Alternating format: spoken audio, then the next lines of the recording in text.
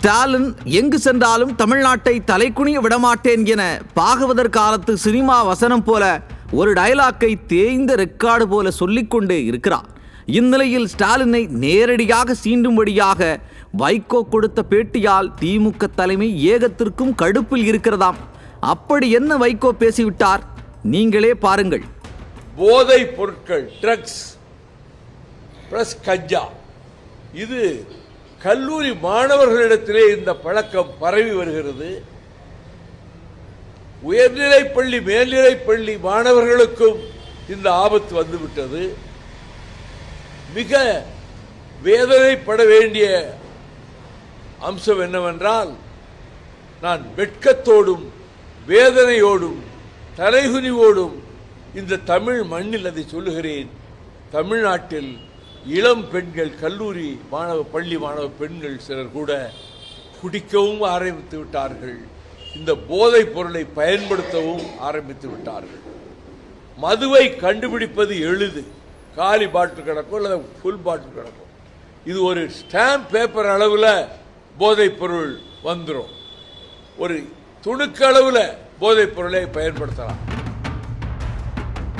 ஸ்டாலின் ஆட்சியில் தமிழகத்தில் இருக்கும் பள்ளி மாணவர்கள் முதல் இளைஞர்கள் வரை போதைப் பொருளுக்கு அடிமையாகிறார்கள் என்பதை வெட்கத்தோடும் வேதனையோடும் தலைக்குனிவோடும் சொல்லியிருக்கிறார் வைகோ. கூட்டணி கட்சியில் இருக்கும் மிக மூத்த தலைவர் இப்படி பொது வழியில் புலம்புவது தலைக்குனிய விடமாட்டேன் என சொல்லும் ஸ்டாலினுக்கு தலைக்குனிவில்லையா? இது மட்டுமா, அடுத்து ஒரு குண்டை போட்டார் வைகோ. அது இன்னும் மோசம். அடுத்த ஒரு கவலைப்படுகிற செய்தி, நான் படிக்கிற காலத்தில் கல்லூரிகளிலே சாதி சங்கம் கிடையாது மாணவர்களுக்கிடையில்.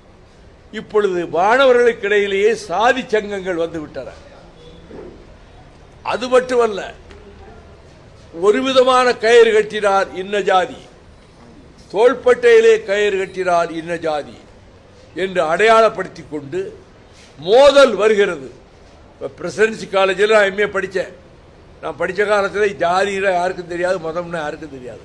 இப்பொழுது 3 மாதத்துக்கு ஒரு முறை 2-3 பிரிவுகளுக்குள்ளே மோதல் நடக்குது. வீட்டிலிருந்து வரும்போதே அறிவாளும் வெட்டுக்கத்தி பட்டாக்கத்தையும் கொண்டு வந்து தாக்கிக்கிறாங்க. கேட்டீர்களா? தமிழகத்தில் சாதி மத மோதலே இல்லை என்று ஸ்டாலின் சட்டமன்றத்தில் சொன்னார். ஆனால் திமுக கூட்டணியில் இருக்கும் வைகோவோ 3 மாதத்திற்கு ஒரு முறை பள்ளி கல்லூரிகளில் சாதி மோதல் நடப்பதாக சொல்கிறார். பட்டாக்கத்திகளுடன் மாணவர்கள் பள்ளிக்கு வருவதை வேதனையோடு சொல்கிறார். இப்படி உண்மைகளை பேசினால் திமுக தலைமைக்கு பிடிக்குமா? அதனால்தான் வைகோ மீது எரிச்சலில் இருக்கிறார்கள் திமுகவினர். சரி, இந்த நல்லவர் இவ்வளவு காலம் இதை பேசாமல் இப்போது ஏன் பேசுகிறார்? இது குறித்து கேட்டபோது, திமுக கூட்டணிக்குள் இருக்கும் மக்கள் நல கூட்டணி ரகசியமாக காய் நகர்த்துகிறது என்கிறார்கள் விவரம் அறிந்தவர்கள்.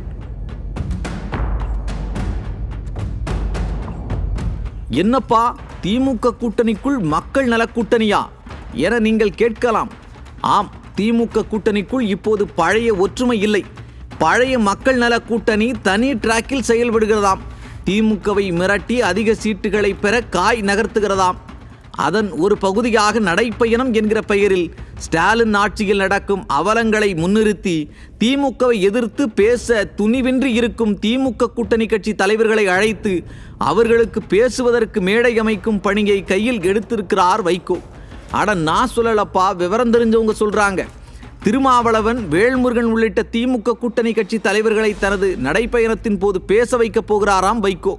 இதுதான் திமுக தலைமைக்கு கூடுதல் எரிச்சலை ஏற்படுத்தி இருக்கிறது. இவர் நடந்தா நடந்துட்டு போகட்டும், ஏன் மற்றவங்களை கூப்பிடுறாரு என கொந்தளிக்கிறதாம் திமுக தலைமை. இதை விட கொடுமை ஒன்று இருக்கிறது.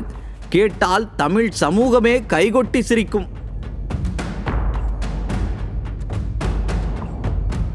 அதாவது, இந்த நடைப்பயணமே போதைப் பொருள் புழக்கம் மற்றும் சாதி மோதல்களுக்கு எதிரானது என்கிறார் வைகோ. இரண்டும் இன்று தமிழகத்தில் அதிகமாக காரணம் யார்? காவல்துறையின் செயலற்ற தன்மைதான் காரணம். சுருக்கமாக சொன்னால், ஸ்டாலின் ஆட்சியில் சீரழிந்து கிடக்கும் காவல்துறையை விமர்சித்துதான் இந்த நடைப்பயணமே அமையப் போகிறது. இதை தொடங்கி வைக்கப் போவதே காவல்துறையை தனது பொறுப்பில் வைத்திருக்கும் ஸ்டாலின் தானாம். தனது கையாலாகாத்தனத்தை அம்பலப்படுத்தும் ஒரு நடைப்பயணத்தை தானே தொடங்கி வைப்பாரா ஸ்டாலின்? கூட்டணியை காப்பாற்ற வேண்டுமென்றால் செய்துதான் ஆக வேண்டும். தன்னை திட்டுவதற்கு தானே மேடை அமைத்து கொடுக்கும் அவ நிலையில் ஸ்டாலின் இருக்கிறார்.